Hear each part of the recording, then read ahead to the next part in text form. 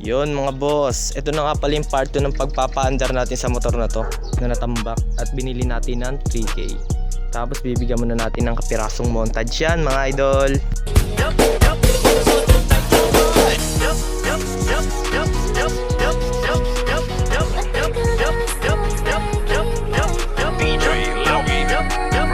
Ito na, moment of truth. Papaandarin na natin to mga boss ha.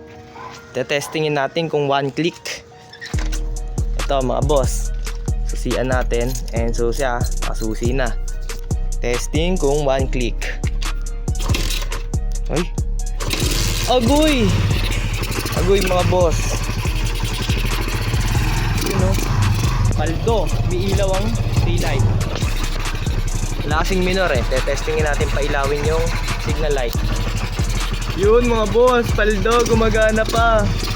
Ayun o, model nga pala nito 2007 na Barako. Tapos yung makina, napakatahimik pa agoy. Napakatahimik mga boss. Paldong paldo sa 3,000 mga boss. Paldong paldo mga boss.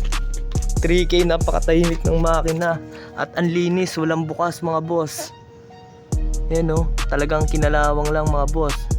Pero yung tapit niya siguro chinu-tune up to. Ayan. Yan, merong ano eh, may bakas eh.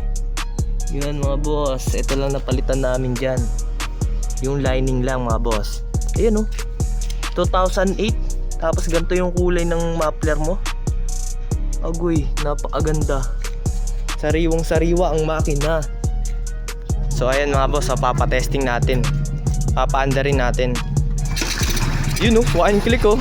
Napakatindi. Kaso wala siyang minor. Yun o. Yun, test drive. Test drive yan mga boss ha. Medyo mataas lang yata yung clutch. Pababaan natin yan. Yan na, test drive.